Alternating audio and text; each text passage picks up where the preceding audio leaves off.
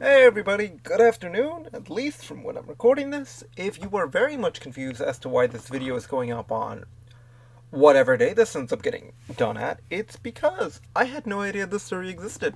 And from what I gathered from my friends, nobody knew it existed, which is kind of sad. I figured that after the second part of the Miguel Lopez side story, we weren't going to get any more side stories because when I looked on the official Twitter page and the Magic Story website where they have the side stories menu, it wasn't there. And they didn't advertise it. I checked again Friday and it wasn't there. I mean, I checked again Saturday morning and it wasn't there. It wasn't until a YouTube comment on my last video pointed out the fact that this story existed and they sent me the name. The only way I could get to this story was by Googling the name directly and Google sending me to the official site page for it. There was no way to get it from the Magic Story site. It is now. Right now it's Sunday afternoon and it's fine. It's up now regularly, and I haven't checked if they announced it on Twitter yet. But it's weird. I don't like the fact they did that because I feel like if other content creators were also covering these stories, it really fucked with their schedule. Like, I'm lucky that I don't work today and I didn't work yesterday, so I can cover them at least, or at least attempt to cover them whenever I manage to get time. But I managed to read it right now, and I'm lucky enough that I had the time for it. So we are going to cover Beneath Riverroot Tree by A.Z. Louise. Right as we start the synopsis, this story is apparently about Obun, or Obun, I'm not sure how to pronounce it. He is the landfall commander from the Zendikar commander decks that are coming out for this set instead of the Planeswalker decks. Which makes me think, and I'm pretty sure on this, that the next side story, which will be hopefully released next Friday, will be about the rogue merfolk commander. I'm actually a big fan of this idea. It really gives in-depth to these legendary creatures that aren't in the main storyline or the main set. So if they continue to do this kind of storytelling for the foreseeable future when it comes to commander products or side products, I'll be very happy about that. But anyway, let's get down to it. So the story opens up with Nezan talking to Obun. Nezan is this elder elf from the Riverroot village that they live in, Riverroot clan, I believe. And they are discussing how Obun grew up with the core outside of the tree where they all lived. And because of that, he lost his parents to the wild. He was living with his uncle. And now that he's back in the tree village, he doesn't feel like accepted by his people because they don't consider him a elf alongside them because he has so much of the core idealistic mindset within him. And in a lot of their culture, he even wears their armor sketches. And I'm assuming, at least it's implied in the feeling that I got from the rating, he also has a bunch of their quirks and their mannerisms. The main conflict here seems to be that they are not allowing him to go hunting for the the monsters outside. I can't pronounce that word. I'm very bad at pronunciation. I apologize for that. But the monsters outside of the tree village, he's not allowed to go hunting for them because the village doesn't trust him doing that as a part of their community, I guess. It's hard finding the words for these things. And he feels wronged by that because he feels like he didn't really fit in with the core being an elf, and he doesn't really fit in here because they don't accept him as a member of their family.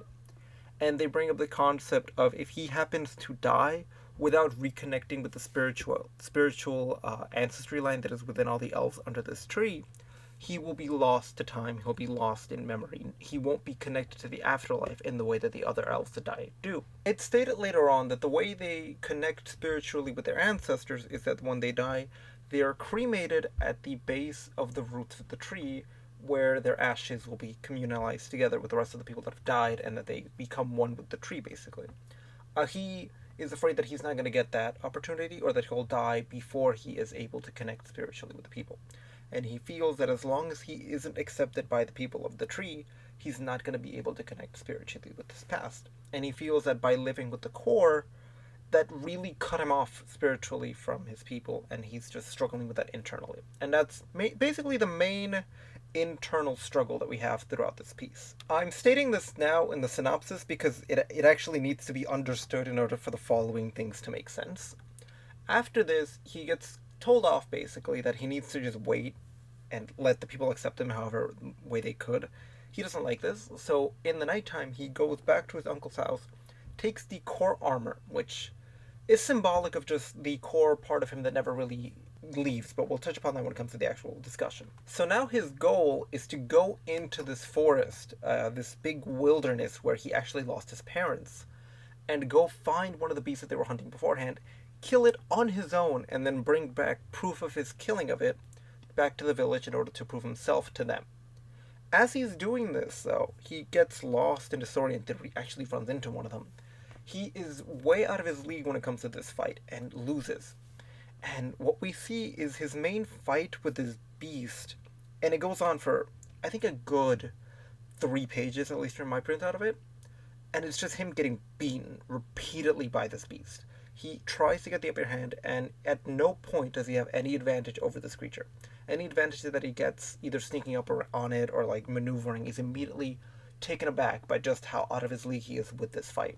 From here, the battle starts heading into a cave where the beast lives, and it devolves into like an underground cave system, and then further down into like an underground waterfall where he finds tons of bones and remains of his people. At least it's implied they're of his people because he finds the bones of his mother, along with the knife that used to belong to his mother. So at the very least, it's implied that most of, if not just a big part of the bones that he's with, are parts of his clan.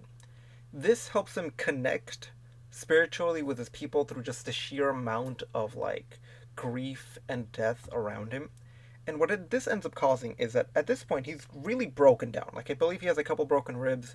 He was bitten on the shoulder. He was disoriented, basically almost passed out. But the magic of this death and spiritual connection allows him to raise, well, it doesn't allow him, it raises like a stone platform off the ground, which is going to push him up and take him out of this and save him from the beast.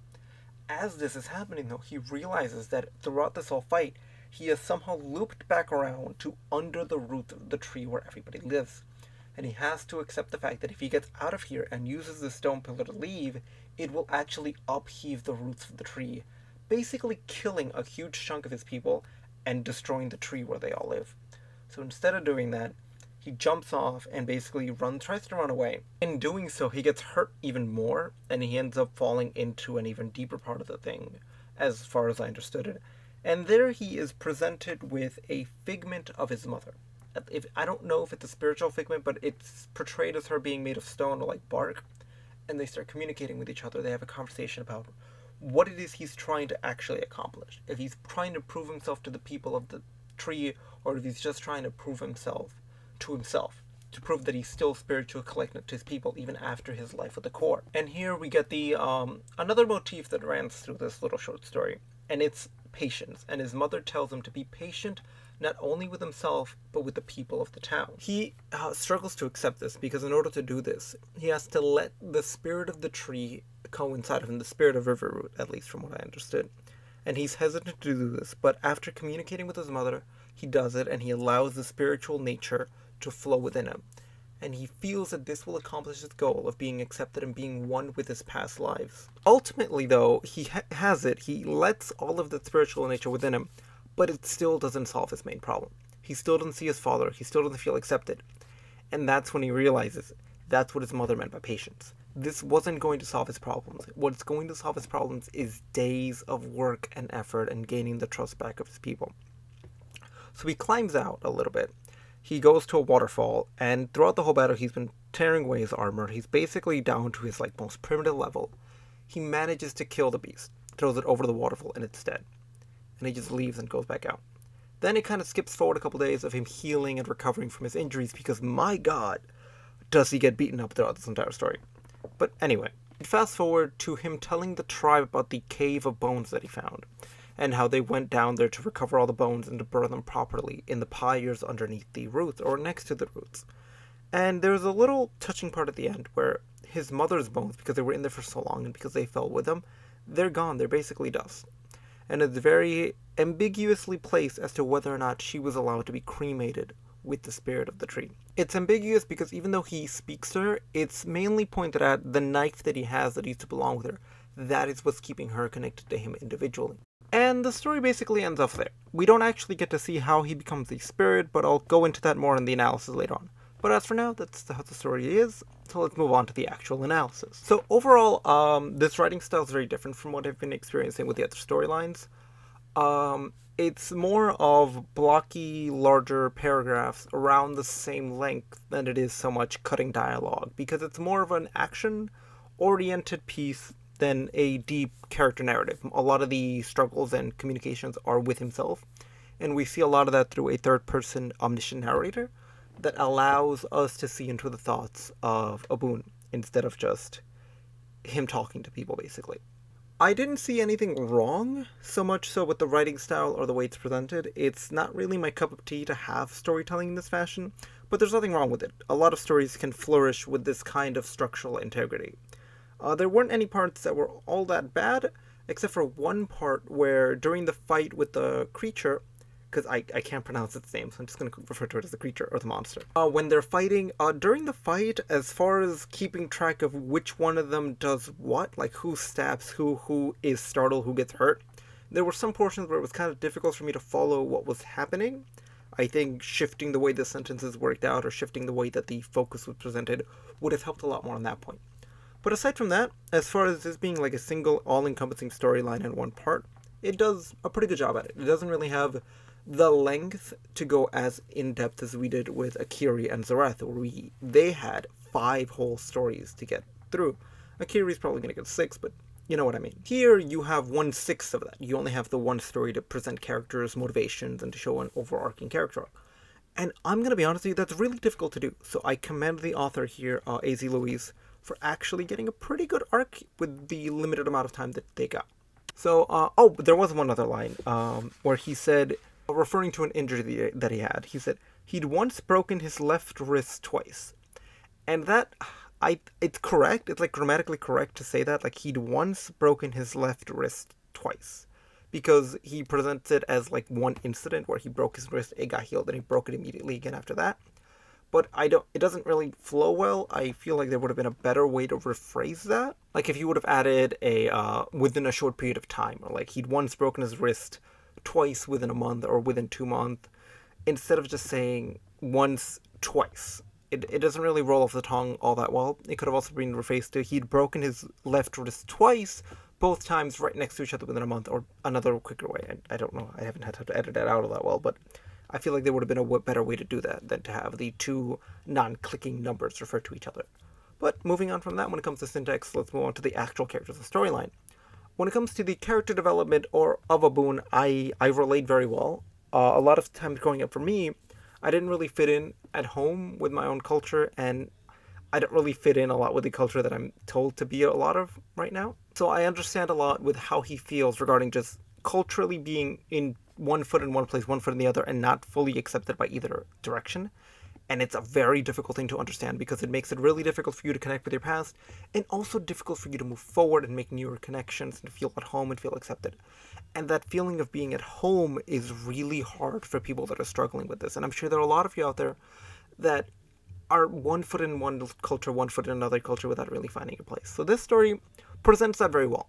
It's very difficult to progress and to trust yourself because you always feel like you gotta prove something to yourself and to others to make your existence valid. So I think this, I don't know if it's my own internal bias for going through this, but as far as I was aware reading this, it made a pretty good job at presenting that internal struggle. And it is fair that a lot of people in your position want to do something great to prove themselves, like a very reckless thing. But by doing so, you miss part of what actually needs to happen, which is time, patience, and the room to grow. Because you need those things to fully envelop somebody. Whether you want acceptance or whether you're going to accept somebody, it takes time and effort. And as his mother said, or his mother's spirit said, that reckless thing he did by going out and chasing this creature, it isn't what his ancestors wanted. It's not how his culture, or the culture that he wants to be a part of, is. That isn't what they would have wanted. So if he would have done that and actually brought back the monster, odds are it probably wouldn't have fixed his problem. And the problem in itself of him not feeling accepted, it also isn't solved by him managing to reconnect with his past. And that's really good because I was afraid that the second he communicated with the tree again, it was going to solve the problem. Because that's a very easy out to this problem, because you present a problem in a storyline and then close it off right away. But I like the fact it's left open-ended. Him getting this connection didn't solve his problem immediately. He still has room to grow. He still needs to gain the trust of his people. Because this storyline only takes place within like a week or two. It's like a couple of hours and then it time skips for a couple of days.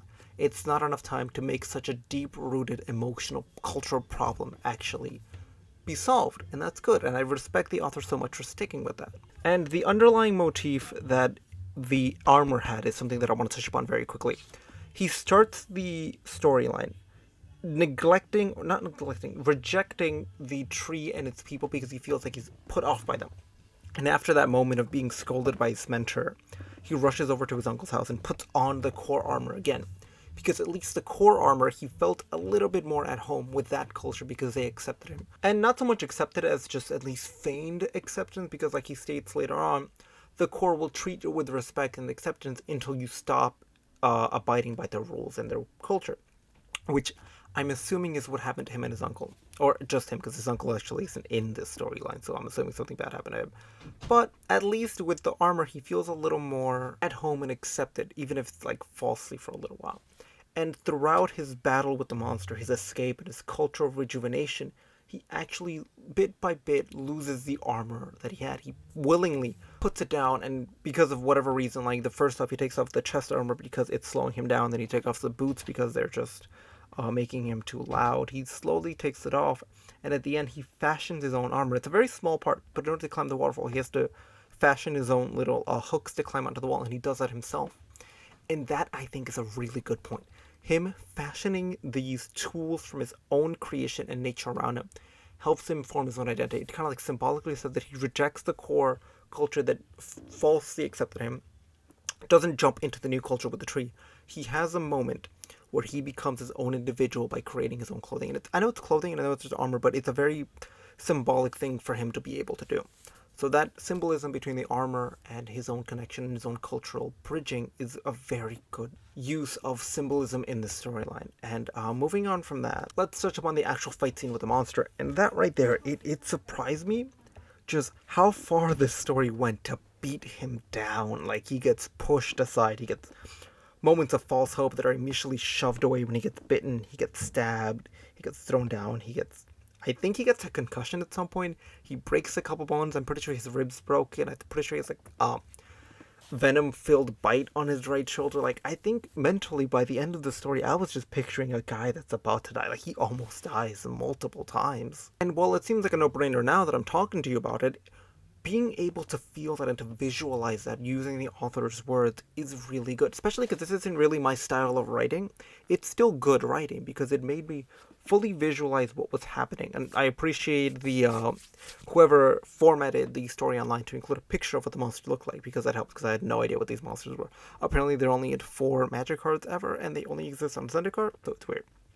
But anyway, that fight scene, really brutal in a good way, because it made me feel like it was brutal, and it made me feel each individual hit that he was getting, and each hit left a really big gap, and it snapped him in and out of memories, it snapped him in and out of flashbacks, and it really made the feeling a little more tense, because we went from like main characters that are really good in the other sides, like Akiri, Zareth, Nahiri, Nissa, Jace. They're all amazing at what they do. They're fashioned adventurers and warriors. This guy, it's even stated, he's pretty weak. He's pretty scrawny because he hasn't really lived in the tree all that much. He's lived in the Skyclaves. So it makes sense that he'd be really out of his league fighting even a single monster. And that's good. It gives you, the audience, an idea as to how he will grow in the future as he continues to go on in life. So that's about it. There isn't really much else to say about this because this story is kind of just in this one chapter. It's not going to get a part 2, so there's only so much you could go into, but it's really well written. Like, it's not as good as Miguel Lopez's writing, but I think that may just be my bias for the writing style. But it's really good writing. It's still better writing than the original main storyline. So I'm going to put a link to it below so you guys can go check it out, because I'm assuming a lot of you didn't know it existed, because I didn't know it existed until a day ago, or until a day ago. But anyway, I think that's it for now. I'm looking forward as to what the other side story is going to be. I'm assuming it's going to be about the Merfolk commander, so I hope that goes well. I don't know if it'll be written by A.Z. Louise or not, but I'm pretty sure it's not going to be written by Miguel Lopez. If he didn't write this, he's probably not going to write the other one. I think they stuck him to his own part 2. Which is a good thing we should talk about when it comes to the future, is to whether or not we should have these side stories be 2 chapters instead of just a singular side story. And I think it depends on the characters that you're focusing on. It depends on the story you're trying to tell. I think that having a 2-part story for something as complex and in-depth as Akiri and Zareth's storyline, it works. They needed the 2 parts. I don't really think that story would have worked in a singular 5,000-word short story. But with this story, it didn't really seem rushed. It didn't seem dragged out. I think it fit very well into the 1-chapter storyline. Maybe a 2nd chapter could have gone a little more in depth and explain as to how he became a spirit and died as he's presented to Discover. But I think we can just assume he died in some fashion. He got burned because he is a spirit walking the earth. Anyway, so let me know your thoughts if you actually enjoy the singular chapter storylines, if you get to read this, or if you prefer them where they're split in part 1 and part 2 to give a little more length to what's going on. Well, this was fun. After this, I only have, I believe, the last chapter of the main story and one more side story, and then we are done with storylines for Zendikar, and then we can move on to the box opening, where I will celebrate all of the growth that you guys have been giving me and all of the amazing support. Like, I love all of the support you guys are giving me, and I'm very thankful. I'm honestly ridiculously thankful. I didn't think, like a year ago, I was hovering around like 200 subs, 250 subs, and now I'm like, what, 930, 935 now last time I checked? It's wonderful. It's amazing, and I'm so happy about you guys. And I love how you guys are like commenting on the story comments, and I love how much you guys love them. The art analysis will come back. It's just that these story videos have really taken up all of my time because, God, 2 videos a week is so much faster than my usual 1 every month, month and a half rate. I have a little surprise or 2 in the works for you guys, so know that I'm planning stuff out. I just need time to work through them after the storyline's let off. But anyway, I'll see you next week for the end of the story, and hopefully it is not garbage, and Aura and Kaza actually do something. Will they actually do something? We'll see. Hopefully they do. Maybe the next side story is with them. Something. Give them something that makes their existence worthwhile. But anyway, see you around, guys. Bye for now. Bye for now.